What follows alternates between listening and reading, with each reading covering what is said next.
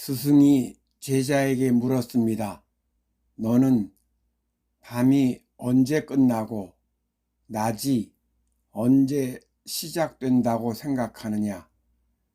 제자가 대답했습니다. 멀리서 한 마리 동물을 보았을 때 그것이 양인지 개인지 구별할 수 있을 때입니다. 스승은 고개를 저으며 아니라고 말했습니다. 제자가 물었습니다. 그러면 그것이 어느 때입니까? 내가 사람을 보고 사랑해야 할 너의 형제 자매인지를 알 수 있을 때이다. 내가 그것을 알 수 없다면 아직도 깊은 밤에 머물러 있는 것이다. 무슨 의미입니까? 스승은 눈에 보이는 낮과 밤이 아니라 마음 차원의 낮과 밤을 말하고 있습니다.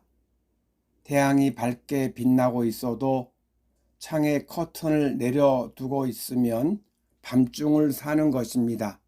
그렇듯 이웃과 함께 있으면서도 자비심의 햇살이 환하게 피어오르지 않는다면 아직 밤인 것입니다. 커튼을 걷어내고 이웃과 함께 사랑의 교감을 나눌 때 비로소 삶의 먼동이 동토와 존재의 새벽이 시작되는 것입니다. 누구라도 보면 자비심이 올라올 때 존재의 낮을 살고 있는 겁니다. 오늘 본문에서 자신은 스스로 의롭다고 확신하고 있지만 그런 자신에 대해 하나님께 감사를 드리기도 하지만 실은 존재의 캄캄한 밤을 살고 있는 한 사람을 만나게 됩니다. 두 사람이 성전으로 올라갔습니다. 하나는 바리새파 사람이고 다른 하나는 세리였습니다. 그리고 두 사람이 각각 하나님께 기도드립니다.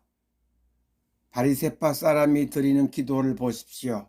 그는 남의 것을 빼앗는 자, 불의한 자, 간음한 자와 자신은 다르다고 주장합니다. 심지어는 지금 자기 곁에서 기도하고 있는 세리까지 거론하며 그와 자기는 다르다는 겁니다. 그런데 그들 모두가 그의 이웃입니다. 이웃의 약점, 단점, 부족한 점을 부각하고 있는 것입니다. 이웃을 그런 자세로 만나는데 거기 사랑이 끼어들 틈은 없습니다. 거기 자비심이 끼어들 틈이 없습니다. 태양이 의인이나 죄인을 가리지 않고 빛을 안겨주듯 하나님도 의인이나 죄인을 가리지 않고 사랑하십니다. 우리도 의인과 죄인을 가리지 않고 자비심으로 대해야 합니다. 그런 자비심이 가능해질 때 우리의 영혼은 부쩍 성장합니다. 그런 우리의 영혼은 존재의 낮을 살게 됩니다. 그리스도인은 바로 그런 삶을 지향하는 존재입니다. 또한 참 그리스도인은 사람뿐만 아니라 모든 생명체를 자비로 대합니다. 예컨대 길을 가다가 뒤집어진 채 무력하게 발버둥 치는 풍뎅이를 보고 걸음을 멈추고는 작은 나뭇가지로 바로 세워서 죽음을 면하게 해줍니다. 또 길을 걸어가는데 비둘기떼가 길 한가운데에서 무언가를 먹으며 길을 막고 있을 때 놀이에 빠진 아이들을 보는 마음으로 미소 지으며 비둘기떼에게 방해되지 않게 길을 돌아가 줍니다. 한편 사람이나 생명체에게 행위로 사랑을 베푸는 것만이 가치 있는 게 아닙니다. 마음으로도 사랑을 베풀 수 있습니다. 곧 축복하는 것입니다. 축복하는 일은 마음으로 베풀 수 있는 최고의 사랑입니다. 누군가를 떠올리고 이렇게 하는 겁니다. 그대는 하나님의 존귀한 아들 혹은 딸입니다. 그대를 사랑합니다. 그대를 신뢰합니다. 그대를 축복합니다. 그냥 간단하게 그대를 축복합니다 라고 말해도 됩니다. 여기서 시문대로 거두게 되는 우주의 메커니즘에 대해 자세히 말씀드리겠습니다. 누군가를 축복하면 나도 축복받게 됩니다. 이렇게 생각해 보겠습니다. 우리는 모두 통장을 가지고 있습니다. 그 통장의 이름을 편의상 운명통장이라고 하겠습니다. 어떤 사람을 축복하면 그 통장에 1점이 적립됩니다. 축복할 때마다 1점이 추가됩니다. 10사람을 축복하면 10점이 적립되고 같은 사람을 10번 축복해도 10점이 적립됩니다. 그런 식으로 축복 통장 적립 점수가 100점으로 늘어나고 1000점으로 늘어납니다. 물론 행위로 사랑을 베풀어도 이 통장에 적립됩니다. 그런데 행위로 사랑을 베푸는 것은 자주 할 수 있는 일이 아닙니다. 하지만 축복은 하루에도 여러 번 할 수 있습니다. 마음먹고 하면 수십 번도 할 수 있습니다.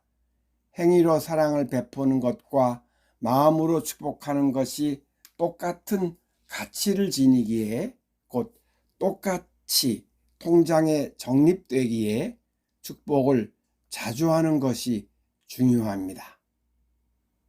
그리고 그렇게 적립해 놓은 것은 나중에 꼭 필요할 때 꺼내서 사용할 수 있습니다.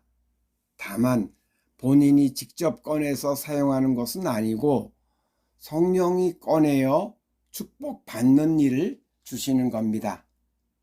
어떤 때, 어떤 축복을 받는 것이 내게 가장 좋을지를 명확히 하시는 성령이 그 과정을 주재하십니다.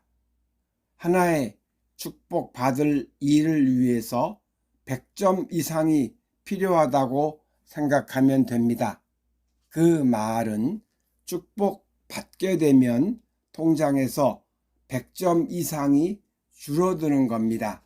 그러니까 통장에 적립된 점수가 많을수록 나중에 축복받을 일이 많이 주어지는 겁니다. 따라서 누군가를 축복한 후 언젠가 그로 인해 축복받을 일이 주어질 것을 알고 미리 감사하면 금상첨화라 할 수 있습니다. 그리고 감사는 행복한 마음이 되는데 매우 좋은 길 중에 하나입니다. 그래서 축복하고 감사하면 그 자체로 마음이 평화로워집니다. 그러므로 축복하고 감사하고 또 축복하고 감사하는 일을 반복하는 삶은 현재와 미래가 함께 복된 삶이 됩니다. 그런데 우리는 성격이 전혀 다른 운명통장을 또 하나 가지고 있습니다. 그것은 어떤 사람을 공격하면 1점씩 적립되는 통장입니다. 전에 우리가 타인에게 주는 것은 사랑과 공격이라고 말씀드렸습니다. 둘 중에 하나를 줍니다. 그러니까 사랑이 아닌 것은 모두 공격입니다. 곧 타인에 대한 비난, 원망, 미움, 잔소리, 판단 등이 모두 공격입니다. 그런 것들을 행할 때마다 1점씩 적립됩니다. 역시 마음 차원이든 행위 차원이든 말입니다. 그러니까 우리 모두 자신의 공격 통장에 엄청난 점수가 적립되어 있을 겁니다. 그리고 그것들도 나중에 공격받음으로 이어집니다. 정리해보자면 우리는 모두 두 개의 운명 통장을 가지고 있습니다. 축복 통장과 공격 통장입니다. 축복 통장을 사랑 통장이라고 불러도 됩니다. 그런데 축복 통장은 거의 비어 있고 공격 통장에는 수십만 점이 적립된 사람이 무척 많습니다. 그런 사람들의 미래가 어떻게 펼쳐질지는 안 봐도 비디오입니다. 그러니 행복한 미래를 위해 부지런히 축복하여 축복 통장의 점수를 늘리는 것이 매우 중요합니다. 그리고 공격하고 싶은 순간 멈추는 연습을 해야 합니다. 멈추지 못하고 공격했다 하더라도 나중에 알아차리고 공격했던 그 사람을 뒤늦게나마 축복하는 겁니다. 그런데 여기서 이런 것에 대해 생각해 보겠습니다. 어떤 사람이 부지런히 축복하여 축복 통장의 점수가 10만 점이 되었습니다. 그런데 그의 공격 통장에도 점수가 10만 점이 적립되어 있습니다. 그럼 그 둘을 상쇄시킬 수 있을까요? 그럴 수 없습니다. 앞으로 축복도 10만 점만큼 받게 되고 공격도 10만 점만큼 받게 됩니다. 이런 이치를 알게 되면 과거에 공격한 것에 대해 후회가 올라올 수 있습니다. 그런데 한 가지 반가운 말씀을 드리겠습니다. 농구에서 공을 던져 성공하면 보통 2점을 획득합니다. 그런데 6.75m 이상의 먼 거리에서 공을 던져 성공하면 3점을 획득합니다. 그와 비슷하게 일반적으로 축복하면 1점이 통장에 적립되지만 아주 깊은 마음으로 축복하면 2점을 얻게 됩니다. 그런 경우 2점이 모두 축복 통장에 적립되는 게 아닙니다. 1점만 축복 통장에 적립되고 나머지 1점은 공격 통장에 적립됩니다.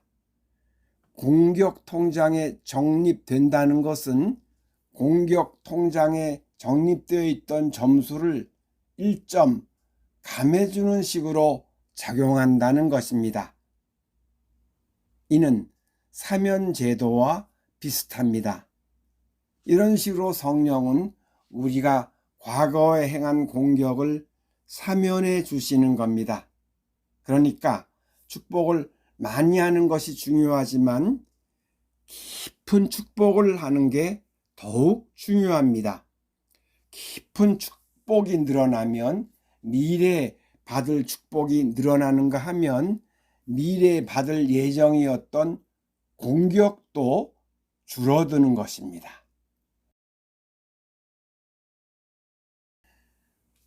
종로에 있는 어떤 중국집에는 맛이 없으면 돈을 안 받습니다 라는 팻말이 입구에 걸려 있었습니다. 그 집에 어느 날 할아버지와 초등학교 3학년쯤 되어 보이는 아이가 왔습니다. 할아버지와 손자는 짜장면 2그릇을 시켰습니다. 할아버지의 모습에서 가난에 찌든 세월을 느낄 수 있었습니다. 아이는 짜장면을 맛있게 먹었습니다. 할아버지는 아이의 그릇에 자신의 몫을 덜어 옮겼습니다.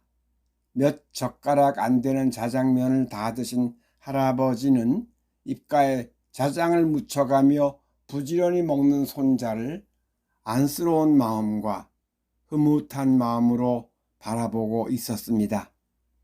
할아버지와 아이가 나눈 얘기가 들려왔습니다.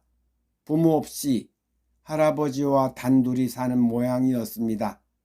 손자가 하도 자장면을 먹고 싶어 해 큰맘 먹고 데리고 나온 것 같아 보였습니다. 아이가 짜장면을 반쯤 먹었을 때 주인이 주방 쪽을 향해 말했습니다. 오늘 짜장면 맛을 못 봤네. 조금만 줘봐. 짜장면 반 그릇이 금세 나왔습니다. 주인은 한 젓가락 입에 대더니 주방장을 불렀습니다. 간이 잘 안 맞는 것 같은데? 이래가지고 손님들한테 돈을 받을 수 있겠나? 주방장을 들여보내고 주인은 아이가 막 식사를 끝낸 탁자로 갔습니다. 할아버지가 주인을 쳐다보자 그는 허리를 깊숙이 숙이며 말했습니다. 오늘 짜장면이 맛이 별로 없습니다. 저희 가게는 맛이 없으면 돈을 받지 않습니다. 다음에 오시면 꼭 맛있는 짜장면을 드실 수 있도록 하겠습니다. 손자의 손을 잡고 문을 열며 나가던 할아버지가 뒤를 한번 돌아보았습니다. 주인이 다시 인사를 했습니다. 주인의 따스하고 깊은 뜻을 헤아린 할아버지는 더듬거리는 목소리로 말했습니다. 고맙구려. 주인은 말없이 환하게 웃었습니다.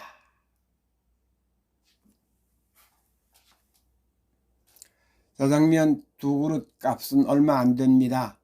하지만 주인의 깊은 마음이 참 곱습니다. 그 아름다운 선행으로 아마도 2점을 받았을 겁니다. 그래서 1점은 그의 축복 통장에 적립되고 나머지 1점은 고통 통장에 적립되어 있던 점수를 1점 줄였을 겁니다. 앞에서 존재의 밤을 살든지 낮을 살든지 두 길이 있다고 말씀드렸습니다. 존재의 밤을 사는 사람은 자신의 공격 통장의 점수를 계속 쌓아갑니다. 그리고 존재의 낮을 사는 사람은 자신의 축복 통장의 점수를 계속 쌓아갑니다. 물론 우리는 존재의 밤을 살기도 하고 낮을 살기도 합니다. 하루에도 여러 차례 왔다 갔다 합니다. 하지만 본문의 바리새인 같은 사람은 거의 늘 존재의 밤을 살면서 공격 통장에만 점수를 쌓아갈 것입니다. 자신이 존재의 밤을 사는지도 모르고 공격 통장에 점수를 쌓아간다는 사실도 모르면서 말입니다. 사실 우리 주변에 그런 사람이 절대 다수입니다. 교회를 다니는 사람들도 예외는 아닙니다. 하나님한테 축복받기를 원하지만 형제를 축복하는 일은 많지 않은 겁니다. 물론 직접 사랑을 베푸는 일도 적습니다. 여러분은 자주 형제를 축복하실 겁니다. 하지만 형제를 공격하기도 하실 겁니다.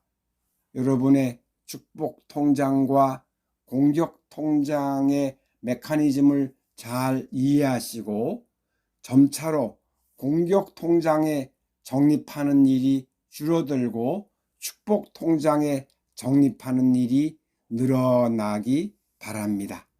또한 공격 통장에 적립된 점수가 점점 줄어들기 바랍니다. 곧 존재의 밤을 사는 시간이 짧아지고 존재의 낮을 사는 시간이 길어지기 바랍니다. 그리하여 하나님의 축복을 받는 일이 점점 늘어가기 바랍니다. 앞으로의 여정에서 행운과 선물을 받을 것에 대한 소망을 안고 하루하루 형제들에게 사랑과 축복을 전하고 감사하는 아름답고 평화로운 날들 되시기 바랍니다. 기도하시겠습니다. 주님, 존재의 밤을 사는 사람은 어둠의 자식으로 살아가는 것이고, 존재의 낮을 사는 사람은 하나님의 존귀한 빛의 자녀로 살아가는 것입니다. 빛의 자녀는 주변의 많은 어둠의 자식에게 사랑의 축복을 전합니다. 곧 어둠에 빠져있는 형제들에게 자신 안에 있는 빛을 전하는 것입니다. 혼자서만 구원받지 않고 어둠에 빠져있는 형제들과 함께 구원받기 위함입니다. 그 과정에서 공격 통장의 점수는 점점 줄어들고 축복 통장의 점수는 점점 늘어갑니다. 빛의 자녀는 사랑과 축복을 전하고 감사하니 현재는 평화롭고 미래는 복됩니다. 우리가 모두 그 아름답고 복된 길 잘 걸어가도록 인도해 주옵소서. 늘 내 안에서 환하게 웃으시며 사랑을 주시는 예수님 이름으로 기도드립니다. 아멘.